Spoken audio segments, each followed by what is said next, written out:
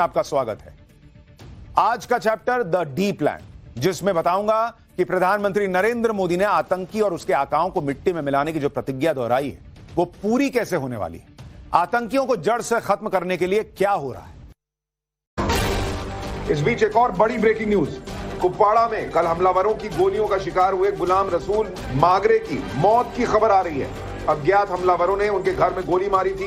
गुलाम रसूल का भाई गुलाम Mohiddin terror handler का काम करता है, जो पीओके से ऑपरेट करता है। मृतक गुलाम रसूल भी एलओसी से व्यापार करता था। एक और ब्रेकिंग न्यूज पहले आपको बता देता हूं।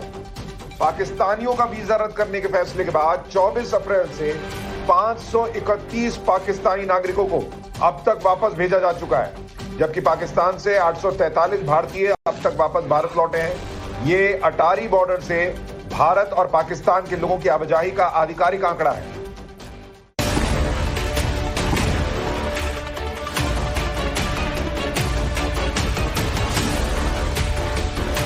जिस तरह कश्मीर के कुलगाम में आतंकियों के ऐसे ठिकानों को ढूंढा जा रहा है,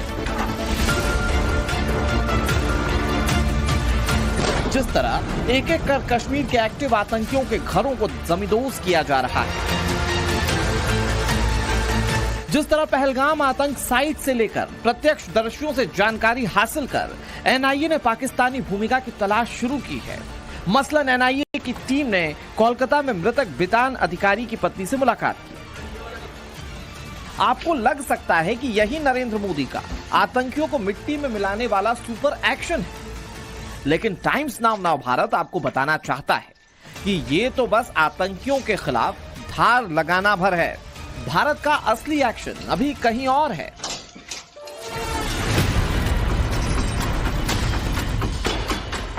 जान लीजिए, असली एक्शन अभी रणनीति की टेबल पर है। रविवार को पावर कॉरिडोर में दो बेहद खास मुलाकातें हुई हैं। एक मुलाकात राजनाथ सिंह के घर पर हुई, तो दूसरी मुलाकात केंद्रीय गृह मंत्रालय में। रविवार को सीडीएस जनरल अनिल चौहान की रक्षा मंत्री राजनाथ सिंह से उनके आवास पर मुलाकात हुई। बैठक आधे घंटे तक चली, जिसमें एलओसी के एक्शन और सेनाओं की सामरिक योजनाओं पर चर्चा हुई। इससे पहले शनिवार को राजनाथ सिंह ने पहलगाम अटैक के बाद कश्मीर का रिव्यू करके लौटे सेना प्रमुख जनरल उपेंद्र द्विवेदी के साथ बैठक की थी। भारत अगर सैन्य विकल्पों के साथ आगे बढ़ता है तो तीनों सेनाओं के बीच बेहतर तालमेल के थिएटर कमांड के रोल में सीडीएस की भूमिका अहम हो सकती है। रक्षा मंत्री राजनाथ सिंह के घर पे सीडीएस अनिल चौहान पहुंचे और उन दोनों के बीच में दोपहर बाद मीटिंग हुई, चर्चा हुई। इसके बाद अब शाम में रक्षा मंत्री प्रधानमंत्री नरेंद्र मोदी के घर पर पहुंचे हैं, जहां दोनों के बीच में मीटिंग हो रही है और इस पूरे प्रकरण पे बातचीत हो रही है। अहम मुलाकातों के बीच ये भी जान लीजिए कि चाहे जम्मू कश्मीर बेस्ड सेना की उत्तरी कमान हो या पंजाब राजस्थान समेत पाकिस्तान से सटी भारत की पश्चिमी सीमा की निगहबानी करने वाला सेना का पश्चिमी कमान पूरी तरह युद्ध के लिए तैयार ये नजर आ रहे हैं। सेना के पश्चिमी कमान में तैनात वज्र कोर का ये युद्धाभ्यास इसकी गवाही दे रहा है। सर्जिकल कुशलता और अचूक तालमेल के साथ ये आर्टिलरी एक्सरसाइज भारत की सैन्य क्षमता का परिचय दे रही है।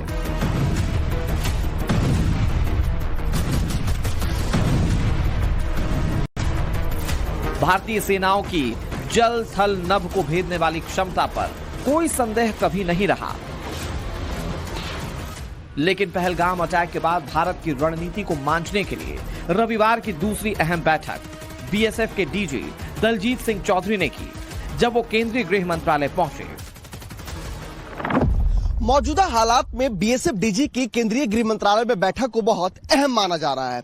लगभग 1.5 घंटे चली बैठक में सीमा पर बीएसएफ की तैनाती के मद्देनजर चर्चा हुई। इसके अलावा 23 अप्रैल को पाकिस्तानी सीमा में पहुंचने पर पाकिस्तानी कब्जे में ले लिए गए बीएसएफ जवान के मसले पर भी बातचीत हुई। ये रणनीतिक मुलाकातें साफ इशारा कर रही हैं कि भारत पहलगाम की सजा देने में कोई जल्दबाजी नहीं करना चाहता, बल्कि दुश्मनों पर सोचा समझा अचूक वार होगा। लेकिन भारत ने अब भी कॉम्बिंग, सर्च और आतंकियों के घर की बॉम्बिंग जैसे बड़े कदम उठाए हैं। तो कई चेहरे खुद बेनकाब हो रहे हैं। आतंकियों के घर को जमींदोज करने के एक्शन पर मीरवाइज उमर फारूक से लेकर महबूबा मुफ्ती को दर्द हुआ। जमाते इस्लामी के मुताबिक इस अभियान से पैनिक मच गया है। आज जो हम कश्मीर में देख रहे हैं कि जो हालात, उसके बाद जो प्रोसेस चलाया गया, उसके बाद हमें लगता है कि हमें उस चीज़ की भी मजम्मत करनी चाहिए जो हो रहा है। हम विनती करते हैं, गुजारिश करते हैं प्राइम मिनिस्टर से, होम मिनिस्टर से और एलजी एडमिनिस्ट्रेशन से कि इन धमाकों से वो इलाके सहम गए हैं। उन धमाकों से वो जो वहाँ की औरतें हैं, वहाँ के बूढ़े हैं, वहाँ के बच्चे हैं, डर के मारे सहम चुके हैं। तो हम विनती करते हैं कि इस प्रोसेस को रोका जाए। उमर अब्दुल्ला ने आतंकियों के घर गिराने का जिक्र तो नहीं किया, लेकिन उन्होंने कहा कि निर्दोषों को नुकसान मत पहुंचाइए। सवाल उठ रहा है कि क्या यह आतंकियों और उनके मददगारों को कवर फायर देना नहीं है। इस बीच पाकिस्तान के साथ अमन का तमाशा करने के लिए मशहूर मणिशंकर अय्यर तो पहलगाम हमले को विभाजन का अनसुलझा सवाल बता गए। But the fact is that partition happened, and till today we are living with the consequences of that partition. Is this how we should be living? Is not the unresolved questions of partition reflected in the terrible tragedy that was enacted near Pahalgam on the 22nd of April? नहीं कि पाकिस्तान के power corridor में अहमियत रखने वाले भारत के विपक्ष से उम्मीद बनाए रखते हैं। मोदी का विकल्प क्या क्या है, इसे जानने के लिए बेताबी देश दुनिया में सभी को है। पहलगाम नरसंहार के 5 दिन हो गए, मगर जिस इंटेंसिटी के साथ जवाब की अपेक्षा की जा रही थी वो अभी तक इसलिए नहीं दिखा क्योंकि प्लानिंग चल रही है। सबको पता है कि प्रधानमंत्री नरेंद्र मोदी ने प्रण दोहराया है तो उसे पूरा किए बगैर चैन से नहीं बैठेंगे। उनके एंटी टेरर ऑपरेशन को लेकर बड़े स्तर पर काम चल रहा है। एक तरफ विश्व बिरादरी को साधा जा रहा है, दूसरी तरफ पीएम मोदी के सबसे भरोसेमंद अधिकारी इसको लेकर रणनीति बना रहे हैं। पाकिस्तान को एहसास हो चुका है कि वो दुनिया के सामने गिड़गिड़ाए, लेकिन बचेगा नहीं। सवाल है कि वो डी प्लान क्या है जिससे पाकिस्तान घबराया हुआ है। देखिए जरा। घंटे घंटे घंटे घंटे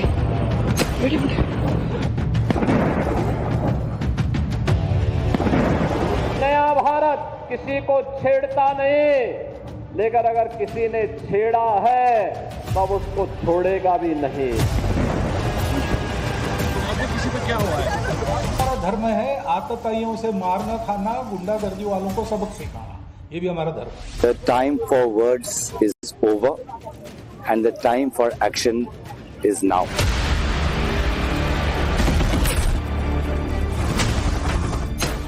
मुझे एहसास है हर भारतीय का खून आतंकी हमले की तस्वीरों को देखकर खौल रहा है। राजा का कर्तव्य है प्रजा की रक्षा करना। राजा अपना कर्तव्य करें।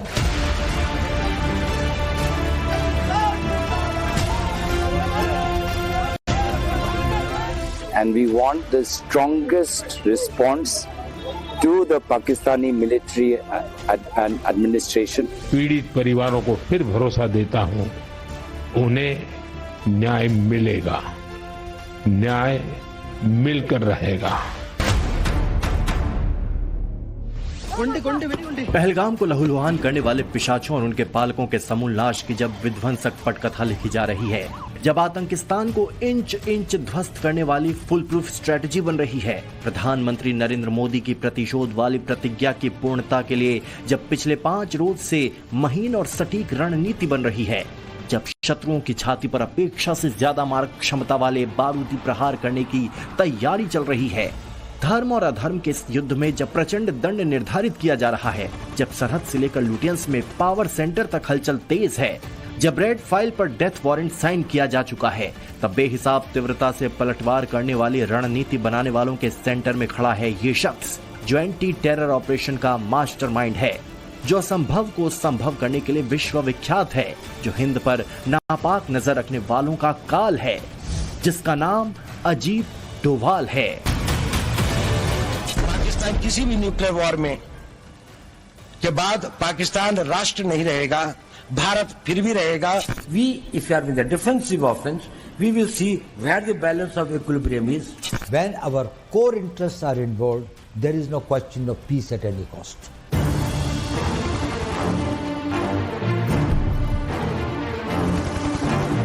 सीधे शत्रुओं से साक्षात्कार करने वाला साहसी, एक असाधारण व्यक्ति जो प्रखर राष्ट्रवादी है, जिसके शब्द शब्द में राष्ट्र के प्रति असीमित समर्पण है।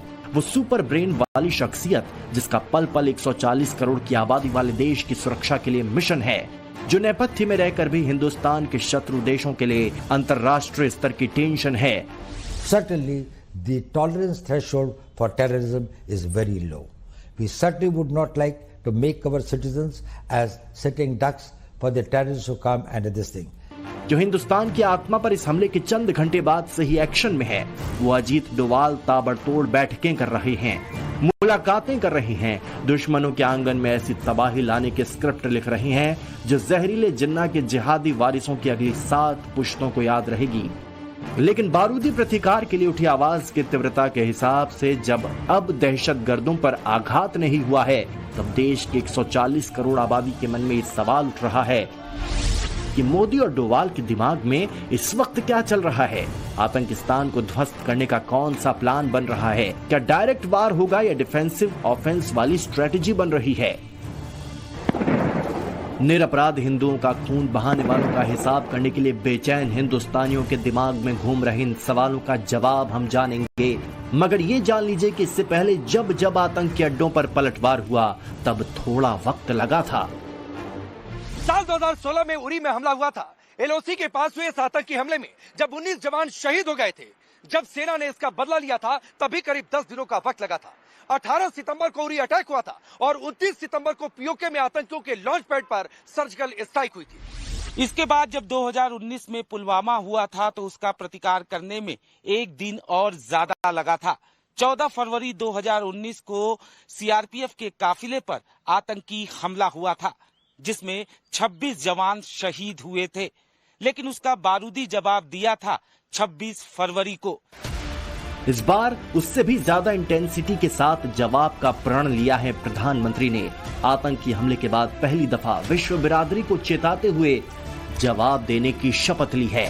ऐसे में जाहिर है कि प्लानिंग भी बड़ी होगी और इसकी तैयारी में प्रधानमंत्री नरेंद्र मोदी के सुरक्षा सलाहकार हमले के चंद घंटे बाद से ही लग गए थे। कैमरे पर इसकी तस्वीर दिखी थी अगली ही सुबह, जब प्रधानमंत्री सऊदी अरब का दौरा बीच में छोड़कर लौटे थे। प्रधानमंत्री मोदी के उतरते हुए जिस आक्रामक अंदाज में अजीत डोवाल आगे बढ़े, उसमें उनका आक्रोश परिलक्षित हो रहा था। एयरपोर्ट पर ही हुई बैठक में वो प्रधानमंत्री मोदी के ठीक सामने बैठे हुए थे। उसी वक्त से रणनीति बननी शुरू हो गई थी। वहां से निकलने के कुछ घंटे बाद रक्षा मंत्री राजनाथ सिंह ने बैठक बुलाई थी। उसमें तीनों सेनाओं के अध्यक्ष के अलावा अजीत डोवाल भी मौजूद थे। वहां पर आगे की चर्चा हुई। फिर शाम होते होते प्रधानमंत्री मोदी की अध्यक्षता में सुरक्षा मामलों की कैबिनेट समिति की मीटिंग हुई, तो वहां भी विदेश मंत्री एस जयशंकर के ठीक बगल में बैठे हुए थे अजीत डोवाल, जो उसके बाद भी लगातार प्रधानमंत्री मोदी से संपर्क में हैं, पल पल पर नजर रखे हुए हैं और उन आतंकियों के अंत की रणनीति बना रहे हैं जिनका खात्मा उनकी सोच और संकल्प का हिस्सा रहा है। We cannot have peace and war at the choice of our adversary. If we have to protect our interests, we will decide when and with whom and on what terms we will have peace. When our core interests are involved, there is no question of peace at any cost. There has got to be a peace. We want very good relations with our neighbors, Pakistan included.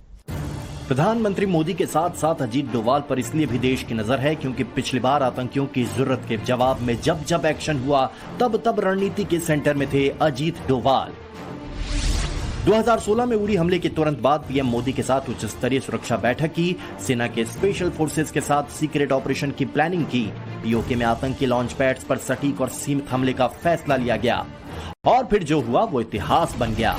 Hindustan के शूरवीर आधी रात को सरहद लांघकर दहशतगर्दों को नेस्तनाबूद कर लौट आए। इसके बाद जब पुलवामा में अटैक हुआ तब भी एयर स्ट्राइक में डोवाल की अहम भूमिका थी। पुलवामा में अटैक के बाद डोवाल ने खुफिया एजेंसियों से रिपोर्ट मंगवाई और संभावित टारगेट की पहचान की। बालाकोट में आतंकी संगठन जैश-ए-मोहम्मद के ठिकाने चिन्हित किए गए। इसके बाद डोवाल ने वायुसेना के उच्च अधिकारियों के साथ ऑपरेशन की प्लानिंग की। अंतर्राष्ट्रीय प्रतिक्रिया को देखते हुए सटीक, सीमित और प्रभावी एयर स्ट्राइक की रणनीति बनाई गई और फिर धरती फाड़ प्रहार में आतंकिस्तान का जर्रा जर्रा कांप गया था। करीब 6 साल बाद एक बार फिर जब आतंकियों को जवाब देने का वक्त आया है, जब पीएम मोदी कल्पनाओं से परे वाली सजा मुकर्रर कर चुके हैं, तो समूचे देश की नजर डोवाल पर ही है, क्योंकि कश्मीर की दहशतगर्दी उन्हें यूं खलती रही है। क्या कारण है कि कश्मीर में हम लड़ रहे हैं, जिन्होंने हमारे ऊपर आक्रमण हो रहा है, हमारे ऊपर बाहर से लोग आकर वायलेशन हमारे बॉर्डर का करते हैं, इन्फिल्ट्रेटर्स हमारे यहां आते हैं, जबकि पूरा का पूरा कश्मीर भारत का भाग है, अभिन्न भाग है। कानून के अनुसार वहां के राजा ने यह हस्ताक्षर किए, हमें दिया। कश्मीर के इसी अनंतनाग के पहलगाम में जब नरसंहार हुआ है, जब समूचा देश आक्रोशित है, रोष में है, दुनिया के अलग अलग देशों में दहशतगर्दों को पालने वाले पाकिस्तान के खिलाफ आवाजें उठ रही हैं, हिंदुस्तानी आवाज उठा रहे हैं, नारे लगा रहे हैं, हर तरफ इंसानियत के दुश्मनों को दंडित करने की मांग की जा रही है। और कश्मीर इंसाफ चाहता है, हमें तब इंसाफ मिलेगा जब आप पाकिस्तान को घुसके मारेंगे। हम इंतजार में। जिन लोगों ने ये किया है उनको कड़ी तो कड़ी सजा मिलना चाहिए। देश की फौज के साथ है, पुलिस के साथ है कि कार्रवाई जो है उन लोगों के खिलाफ कानूनी कार्रवाई होनी चाहिए जिन दरिंदों ने ये काम किया है। अगर हम इस वक्त खामोश रहेंगे तो हमारे दुश्मन को तो और ताकत मिलेगी कि भविष्य में इस तरीके के काम करें। जहाँ से वो अटैक आ रहा है, जहाँ से वो लॉन्च होते हैं, उनके आर्मी वाले जहाँ से वो लॉन्च कर रहे हैं, उनको उस जगह को अटैक करके ऑक्यूपाई करिए। सिर्फ आम लोग ही नहीं, हर हिंदुस्तानी नरपिशाचों के संहार की बात कर रहा है। राष्ट्रीय स्वयंसेवक संघ के मुखिया मोहन भागवत ने भी अधर्मियों के नाश को धर्म करार देकर सरकार से बड़ी अपील की है। हमारा धर्म है आतताइयों से मारना, खाना, गुंडागर्दी वालों को सबक सिखाना, ये भी हमारा धर्म है। हम कभी भी अपने पड़ोसियों की कोई अपमान, कोई हानि नहीं करते, लेकिन ऐसा हम रहते हैं तो भी अगर कोई उतर आए बुराई पर, तो हमारा दूसरा इलाज क्या है? राजा का कर्तव्य है प्रजा की रक्षा करना, राजा अपना कर्तव्य करेगा। मोदी सरकार भी इसी रास्ते आगे बढ़ रही है। सटीक और शत्रु संहारक स्ट्रेटेजी बनाई जा रही है। रणनीतिकारों में सबसे आगे हैं अजीत डोवाल, जिसकी प्लानिंग के बाद ही 2015 में म्यांमार के अंदर घुसकर उग्रवादियों के खात्मे के लिए सर्जिकल स्ट्राइक हुई थी। बताते हैं कि तब अजीत डोवाल ने बांग्लादेश का दौरा छोड़कर मणिपुर में डेरा डाल दिया। तत्कालीन सेना प्रमुख के साथ ऑपरेशन का जमीनी स्तर पर आकलन किया और फिर 4 जून 2015 को तब के गृह मंत्री राजनाथ सिंह, रक्षा मंत्री मनोहर पर्रिकर, सेना प्रमुख दलबीर सिंह सुहाग और दूसरे अधिकारियों की बैठक में इस ऑपरेशन का प्लान बनाया और फिर म्यांमार में घुसकर आतंकियों का खात्मा हुआ था। लेकिन इस बार सर्जिकल स्ट्राइक से बड़ा जवाब देने की तैयारी है, क्योंकि दर्द बड़ा है, दुश्मन बड़ा है, दुश्मन की साजिश बड़ी है, दहशतगर्दों पर चोट भी आखिरी करनी है। यही वजह है कि प्रधानमंत्री मोदी और गृह मंत्री अमित शाह के साथ मिलकर अजीत डोवाल एक के बाद एक लगातार बैठक कर रहे हैं। खुफिया एजेंसी के अधिकारियों, सेना के अफसरों और प्रधानमंत्री के साथ फुल प्रूफ प्लान बना रहे हैं। पहलगाम में हुए आतंकी हमले का बदला लेने का पूरा प्लान बन चुका है। मोदी सरकार ने दहशतगर्दों का डेथ वारंट निकाल दिया है। मोदी शाह ने रेड फाइल में प्रतिशोध का पूरा प्लान लॉक किया। प्रधानमंत्री मोदी ने आतंकिस्तान पर कल्पना से परे बदले की जो प्रतिज्ञा ली है, उसे पूरा करने का जिम्मा राष्ट्रीय सुरक्षा सलाहकार अजीत डोवाल के कंधों पर है। डोवाल पाकिस्तान की नस नस को जानते हैं। आतंकिस्तान की जड़ खोदने को लेकर पाकिस्तान की कमर तोड़ने तक पूरा विजन क्लियर है उनका। यही वजह है कि आतंकियों को पालने पोसने वाले दिन रात परेशान हैं, क्योंकि वो जानते हैं कि डोवाल के वार से उन्हें दुनिया भी नहीं बचा पाई।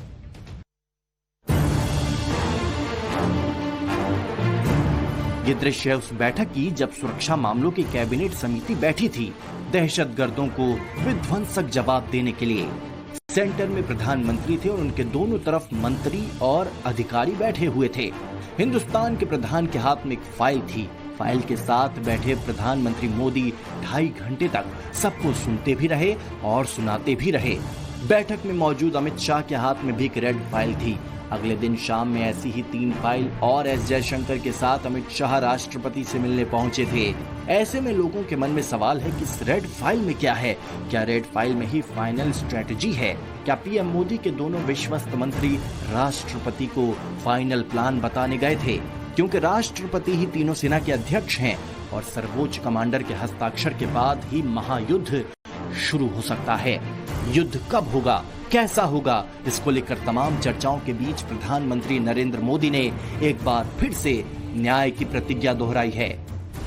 मुझे एहसास है हर भारतीय का खून आतंकी हमले की तस्वीरों को देखकर खौल रहा है।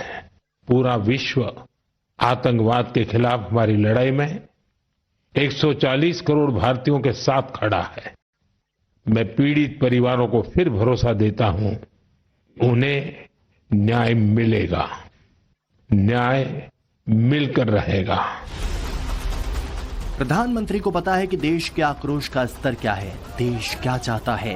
यही वजह है कि उसी हिसाब से उसी लेवल की तैयारी चल रही है। हालांकि तैयारी उसी रोज से शुरू हो गई थी जिस दिन दहशतगर्दों ने धर्म पूछकर खूनी कोहराम मचाया था। तब से अब तक क्या हुआ है वो जान लीजिए। प्रधानमंत्री मोदी एक के बाद एक कई बैठकें कर चुके हैं। अमेरिका और रूस समेत तमाम बड़े देशों के साथ राजदूतों को साधा जा चुका है। सिंधु जल संधि खत्म करने के साथ साथ पाकिस्तानियों की वापसी हो रही है। भारत में पाकिस्तान सरकार का एक्स अकाउंट बंद कर दिया गया। आर्मी चीफ उपेंद्र द्विवेदी कश्मीर का दौरा कर चुके हैं। राजनाथ सिंह के नेतृत्व में सर्वदलीय बैठक हो चुकी है। राष्ट्रपति को पूरी स्थिति के बारे में जानकारी दी जा चुकी है। सीडीएस अनिल चौहान ने रक्षा मंत्री से मुलाकात की है। एक दिन पहले आर्मी चीफ और रक्षा मंत्री के बीच बैठक हुई थी। सरहद पार स्ट्राइक से पहले फिलहाल घाटी में पल रहे गद्दारों के खिलाफ ऑपरेशन ऑन है। 10 से ज्यादा आतंकियों के घरों को खाक कर दिया गया है। तब से पाकिस्तान के खंड खंड होने की आशंका है। पाकिस्तान की दुखती नस है बलूचिस्तान और खैबर पख्तूनख्वा। जहां जबरदस्त बगावत है, बलूचिस्तान के विद्रोही ने पाकिस्तानी आर्मी की नाक में दम कर रखा है। वह पाकिस्तान को तोड़कर अलग देश बनाने की मांग कर रहे हैं। इसके लिए वो मुक्ति वाहिनी के रास्ते पर आगे बढ़ रहे हैं। जिस तरह मुक्ति वाहिनी ने पूर्वी पाकिस्तान को तोड़कर बांग्लादेश बनाया था, क्या वही पीओके में हो जाएगा? देखिए। जिन्नालैंड का ये वो टुकड़ा है जो बरसों से बगावत की चोट से डोल रहा है, जहां की विद्रोही आवाज इस्लामाबाद की हुकूमत को डराती रही है, जो पाकिस्तान से टूटकर अपना अंतर्राष्ट्रीय अस्तित्व पाने के लिए छटपटा रहा है। इन्हीं में से सबसे बड़े पाकिस्तानी प्रांत बलूचिस्तान में पहलगाम के बाद फिर पाकिस्तानी फौज का कत्लेआम हुआ है। बलूचिस्तान में एक दो नहीं कई शस्त्र विद्रोही संगठन सक्रिय हैं जो अलग मुल्क की मांग करते हुए पाकिस्तानी सेना पर चोट करते रहे हैं। मसलन बलूचिस्तान लिबरेशन आर्मी जो पाकिस्तानी और चाइनीज सेना पर हमला करती है, बलोच लिबरेशन फ्रंट जो 1960 के दशक से सक्रिय और गुरिल्ला हमलों के लिए कुख्यात है, Baloch Republican army gas pipeline और रेलवे ट्रैक पर हमलों के लिए जानी जाती है, और चौथा है बलूच नेशनल मूवमेंट जो अलग देश के लिए डिप्लोमेटिक तरीकों का सहारा लेता है। इन चारों विद्रोही संगठनों ने पाकिस्तानी हुकूमत की नाक में दम कर रखा है। ये विद्रोही संगठन लगातार हिंदुस्तान से समर्थन की मांग करता रहा है। You start war at your time, you throw a stone when you want, you have a peace when you want, you have the talks when you want. We, if you are in the defensive offense, we will see where the balance of equilibrium is. Pakistan's vulnerability is many, many times higher than of India. Once they know that India has shifted its gear from the defensive mode to defensive offense, they will find that it is unaffordable for them. You can do one Mumbai, you may lose Balochistan. अब जब मुंबई हमले के बाद पहलगाम में सबसे ज्यादा civilian की हत्या हुई है तो लोगों के मन में सवाल उठ रहा है, क्या इस बार जिन्नालैंड का टुकड़ा होने वाला है? सवाल इसलिए भी है क्योंकि बलोच विद्रोही इसी ताक में बैठे हुए हैं, क्योंकि बलूचिस्तान देश का 40% से ज्यादा गैस उत्पादन करता है और कॉपर गोल्ड से भी समृद्ध है, लेकिन वहां की अर्थव्यवस्था बदहाल है। बलूचों की भाषा और संस्कृति पाकिस्तान से अलग है। उन्हें डर है कि पाकिस्तान उनकी भाषा को भी खत्म कर देगा। बलूचिस्तान सबसे बड़ा प्रांत होते हुए भी इस्लामाबाद की राजनीति और सेना में उनकी भागीदारी लगभग नगण्य है। बलूचों के साथ पाकिस्तानी आर्मी की बर्बरता आम है।